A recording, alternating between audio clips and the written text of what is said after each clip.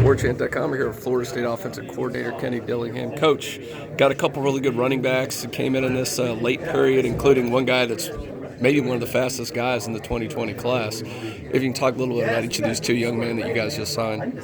Well, I think that they both present a different skill set. I think one of them is a guy who can get the ball play in and play out and be a carry guy for us, who can extend plays through being strong and powerful. And the other guy is a guy who can get the ball and score any snap. They're one of the fastest dudes in the country. They're one of the fastest guys, if not the fastest guy in the state of Louisiana. So it's a guy you get the ball to, and you better not blink. And so we're fired up about them both. We think they're both going to add a lot of value to what we're doing here. What does it do for you as a play caller, not just having a guy that's got good speed, but I mean this is transcendent speed that very few people can match on the field? Does that kind of open things up for what you can do? There's no doubt. I mean, you want to put the ball in the hands of playmakers. It's a system built for playmakers.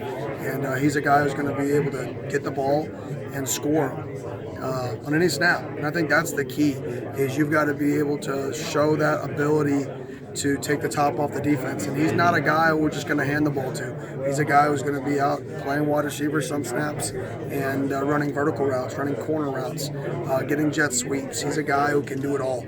And I think offensively that's what we want. We want those guys who can do it all and play all over the field and be dynamic when they do it.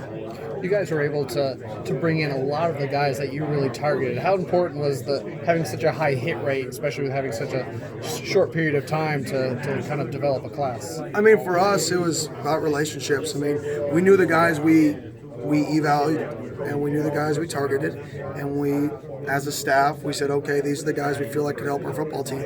We didn't chase a bunch of ghosts. We didn't go out there chasing a bunch of stars. We chased football players. And through that process, our whole staff is just all in. It didn't matter if it was an O-lineman or a running back. Coach Johnson's over here recruiting O-linemen. Coach Atkins is recruiting running backs, DBs, linebackers.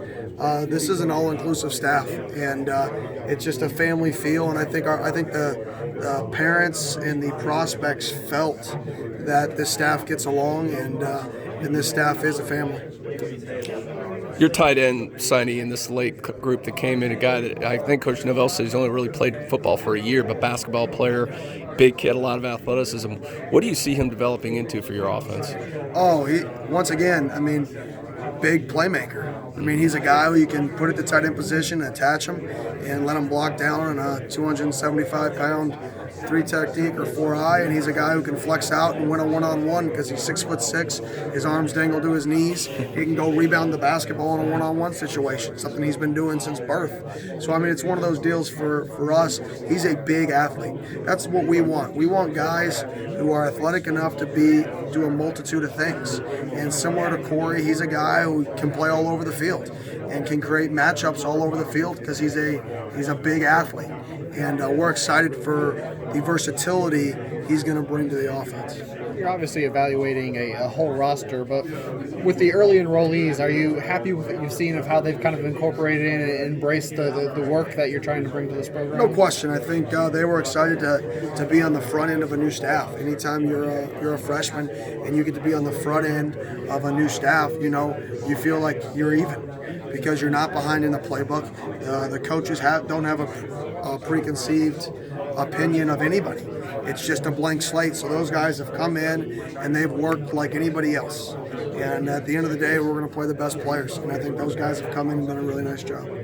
What's it do for you on a guy like Robert Scott, who's that prototypical left tackle? Maybe doesn't play a whole lot first year, but just to have a guy like that in the pipeline for down the road, what that can do for the offense? Oh, it's unbelievable. I mean, he's length. You can't coach him. He's a guy who, I mean, you see him and he's long. He's 6'6 and a half, 6'7". His arms dangle to his knees, and he's a guy, those types of bodies that we need in the program. We needed to add length, especially at the offensive line position, especially at the tackle position. And he's a big, athletic tackle who is long. So that was an essential piece to the class. I'm sorry if you've already been asked this, but Corey Wren, how excited are you about having him in this offense and using him?